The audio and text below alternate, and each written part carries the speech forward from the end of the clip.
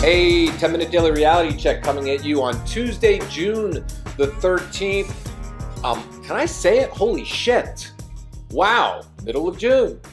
We are heading towards my birthday, 18 days away. For all of you that really care, just remember this. You'll have a few warnings, and then that's about it. I will gladly accept your presents from starting June 30th at midnight to July 2nd at midnight. So it gives you an idea when my birthday falls, somewhere in between those days. So if you feel so inclined to buy me something, I don't need anything.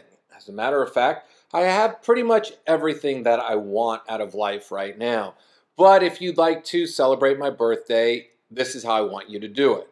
I want you to take this podcast and I want you to show this podcast to 1 million other people. So then that way I am the most popular podcast in the entire world, and that would make my birthday great. Anyway, I have guests that sometimes come to Podcast Central. That's the name of my house. And I'm doing this really cool new program called a Life Blueprint. And I can't do it when I'm sitting by myself because I get kind of bored. So I need an audience and questions and other things. So if you'd like to participate in upcoming programs and products, certainly go to my website, davidwygant.com, and shoot me an email. And let's see what we can do, especially if you live in the greater Los Angeles area. So today, Dion. Hello. Hi. Hi. You have a question, okay? And we're going to call this Rapid Fire Question Tuesday. So you're sitting here and you get to pick my brain, and we've got, about 8 minutes left in the podcast for the day. So you've got some tough questions for this male-dominated podcast. You might be only the third woman, as a matter of fact, on this podcast. Wow. Okay. I know. Well, I'm going to make good use of this time then, David. So here's my question to you, because your birthday is coming up. And I really want to know this because I really don't know if I've heard this from you. But does love at first sight really exist? You know, it just so happens that I was kind of reading about it the other day.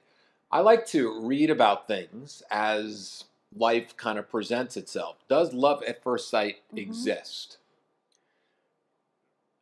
You know, the word love is a really strong word, right? We all have a different definition of love. Okay. Love to some is caring, giving. Some people love is taking. Some people love is, well, not as deep as other people. Let's just put it that way without insulting anybody. Okay. You can't look at somebody, a total stranger, and go, I love you. You don't know them at all, right? There's no rational mind that can even say that, okay? But if you go really deeper into what happens or transpires between two people, there's a phenomenon that I call the best friend phenomenon. All right. Okay? And it's something I've never talked about on the podcast. And the best friend phenomenon goes something like this. Throughout my entire existence in life, I've been able to pluck my best friends out of air. I've been able to go to school, look at somebody, and know that they are going to be my best friend. Now, I never broke up with my other best friend at the time, but I knew, because you can have multiple best friends throughout your entire life. But everybody that I've ever had an incredible friendship with, I felt their energy right away, because there's an energy that we feel. The earth is constantly rotating on energy. People and souls are reacquiring other souls from past lives. We can go really, really trippy right now. And we can dig really, really deep. And we can say that we've waited lifetimes and we've searched lifetimes to meet certain people. And I've always believed that. But there's a great book. If you really want to read about this, there's a book called The Celestine Prophecy by James Redfield. And James Redfield literally says that if two people are wide open at that exact moment, they are placed in that place and time at that moment to go and finally meet each other. I believe that. I've always believed that. I believe that there is love at first sight. You don't know it until you actually get to know that person. Then you realize that that moment that you had at the coffee shop or at a county fair or at a barbecue or whatever it was your moment, that the two of you were meant to meet and the two of you were meant to have that meeting. Because I truly believe there's a great movie called Sliding Doors with Gwyneth Paltrow. Yes. You know, you are constantly probably in the presence of the person you're supposed to be with over and over again. You've probably run into them before. Maybe in today's modern world, you've seen them on Bumble or Tinder, right? Or Match.com, but you guys haven't picked each other yet. And then finally, synchronicity finally happens, and you're in this moment. You're both at an amusement park, and you're both about to grab the hammer that sees who's stronger, and you touch each other, and you look into each other's eyes, and you feel something. It's an awareness. It's an energetic spark that's being given between two people. It's almost a familiarity. They feel familiar to you in some reason. Is that love? Yeah, it turns into love because somebody is so familiar to you that you don't know what it is until you start talking to them. And then all of a sudden, after an hour, you've got this conversation that you know is endless. Then you're sharing each other's days with each other, and you can't figure out how you even lived a life before they came along because all of a sudden, you're texting them 100 times a day. You're talking to them every single night before you go to bed, and you're thinking about them nonstop. So yes, it happens at first sight, but it takes two people to take a risk and allow that to happen. And most people don't take that risk because in today's modern world, there's probably a lot of love at first sight.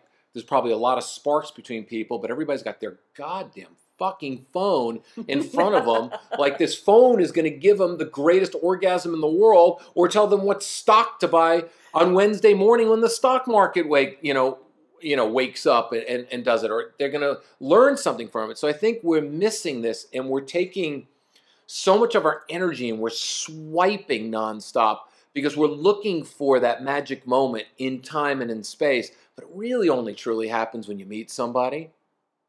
So face to face, there's a feeling that you have, especially if you've done the work. If you've done the work on yourself and you've really become an evolved person, and you've looked at your shit, and you've registered your shit with the United Shit Bureau, okay? Yeah.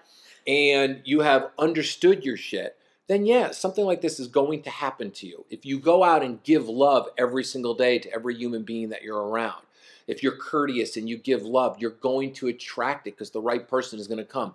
Takers aren't going to come. Now, there's taking at first sight. There's stories at first sight. But if you're out of a story and you're really in your heart, then that love can develop. Because if you ask anybody that's been around for a long, long time and they've been married a long time, they'll tell you they both knew it right away. My brother knew it right away when he met his wife. A friend of mine who's married to his wife for 30 years knew it right away in high school that he was going to spend the rest of his life with this person. I have talked and I've counseled with many people in my lifetime, and they all fucking knew it right away.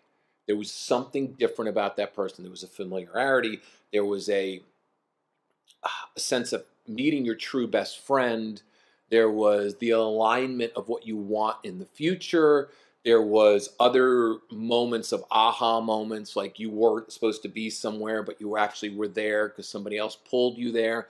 The person who pulled you there actually wanted a lot of the stuff that relationship was going to benefit them as well. There's a lot of that stuff. There's this unforeseen thing in the world that we don't even realize what's going on, and that's where that energy, and that's where the book, The Celestine Prophecy, really takes off. There's this whole force field out there that literally is for all of us to participate in. We're just energy, and like will always attract like. So good question. We got 1 minute, a little over a minute left. You got another rapid fire question for us today? It's a question that kind of hinges on that question. So you're saying that soulmates really exist or not? Or are there a lot of them out there?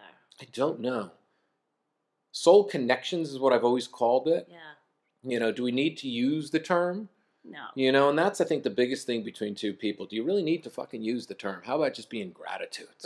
Right? Whether you believe you're going to meet your soulmate and the other person doesn't, but yet the two of you fall head over heels in love and you're fully in gratitude every single day of each other. You're in awe of one another. You're respecting one another. You have open, authentic communication with each other. We want to term things in love. We do, but like when I meet my best friends, I don't go, "Hey, my soulmate," because he is a soulmate.